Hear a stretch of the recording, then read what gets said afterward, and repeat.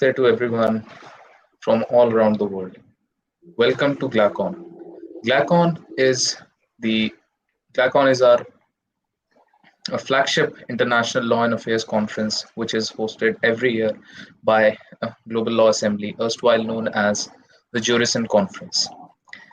Continuing with the vibrant tradition of discussing transformable avenues for the Indo-Pacific region and its concerted developments, GLACON 2022 will focus on further important and upcoming turn of legal and policy scenarios over India's potential leadership and relevance in the Indo-Pacific region.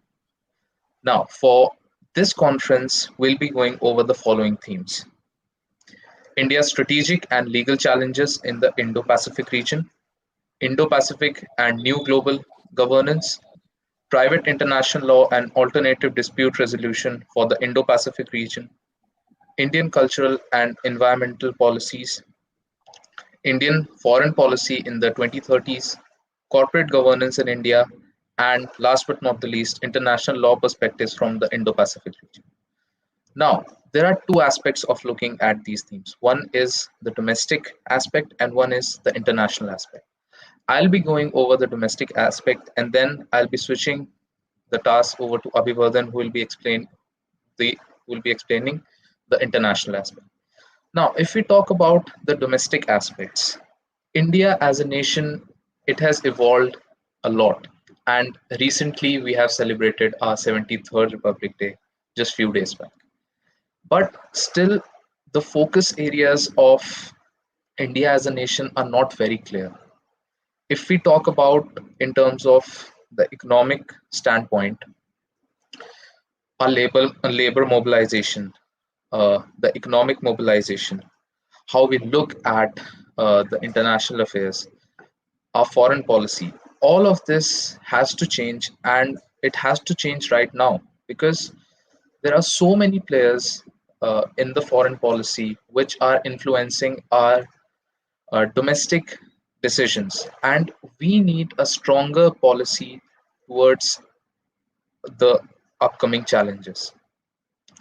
Also, if we talk about India as a nation, uh, the superpower status that we keep talking about that India will achieve in the near future, some strong decisions have to be taken and they have to be taken right now, because if they are not taken right now, we'll lag behind and we'll fall behind in a way that uh, the hard work that we have put in over the last few decades, that will all be wiped away.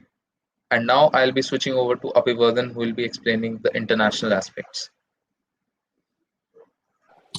Thank you so much, Pratejas. It's been a pleasure to have you on board for the Curtain Raiser. Welcome, everyone, to the Curtain Raiser of GLACON 2022 or Global Law Assembly Conference.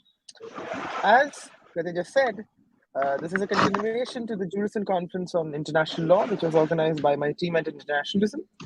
And the reason we formulated Global Law Assembly was with the intent to have a research forum which particularly focuses on legal issues of utmost importance. Those issues of utmost importance bear their own value simply because if we say that India is a Vishwaguru, then India has to be an involved Vishwaguru after all. So let's understand the themes of the conference from an international law point of view and also an international governance, which is basically what I say, and to my team also, global governance point of view. So let us look at the theme that we proposed this year. Pratyagra Punarodhar Tejasvi Hind Prashant. For speakers who do not know Hindi or Sanskrit, it simply means in English, innovative, rejuvenating, vibrant Indo-Pacific. The Indo-Pacific is at the heart of the emerging geopolitics, but it will also shape lives of millions of people in Asia and Africa. And Asia is the most integral part of the Eurasian continental area. If we look at the history of Eurasia, we will find that the role of India as a civilization has been very deep. And it is not just about faith or culture, it's also about trade, it's also about technology thinking, It's also about rule of law. India's culture is primarily a very interesting and beautiful combination of the Greco-Roman culture of polities and the East Asian cultures. It was India which influenced China. It was India which used to influence and shape Japanese Shintoism.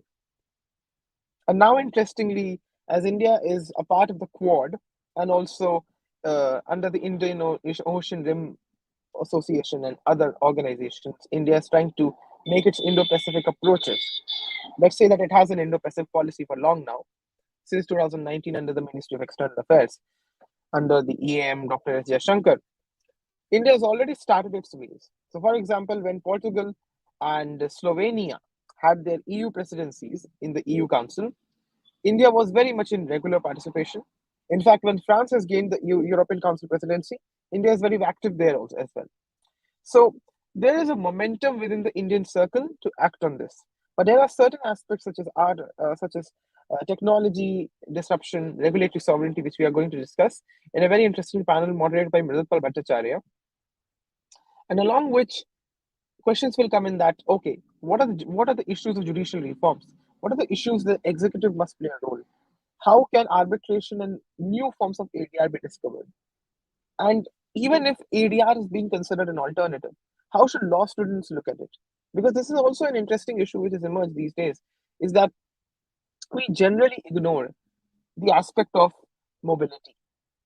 And as Pratejas rightly said, the developments which we had in the last 2 decades under prime ministerships of various people, which is a multi-partisan achievement for, I would say, for India, we still have to fix our policy conundrums very shortly. And I think through GLOCON 2022, we are continuing the vibrant tradition of discussing and formulating certain policy discourses. So this year we have a panel on regulatory sovereignty. We also have a panel on environment regulation in the Indo-Pacific and how India can become a very important leader. We also have a panel discussion on sustainable economics and infrastructure projects in India and abroad, led by the Indian government. We also are going to discuss about the Russia-Ukraine crisis and India's role in it, not just about what the United States recommended India to do or asked India to do, but in the sense that what India should do in the landlocked part of the Indo-Pacific, as we call it, Central Asia and so forth. If you must have gone through the Kazakhstan crisis recently. So India's role is very vibrant. And in the flagship final panel, so there are two flagship panels happening. The first panel is a flagship panel on ADR, which will be more moderated by Manohar Samal.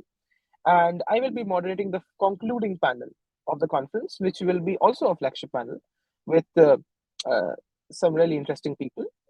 And in that, we will be discussing about India, Europe, and East Asia. Priorities for strategic and competitive autonomy in 2030. So I would be really honest on this that this year's GLOCON is going to be very, very competitive, and people are going to enjoy the sessions. We would be very happy to take the feedback, and it would certainly be a humble pleasure to address any queries, any kind of YouTube chat questions which come in. And I would say with utmost humility and honesty that it has been a great journey with Pratejas. And with utmost hope, let's see how Global Assembly grows, how GLOCON grows. So till then, let's wait and let's see and let's hope that our research discourses lead to a much better Indo-Pacific, which is India-led and India-based and so forth, India-centric. Namo Buddhaya. Thank you so much.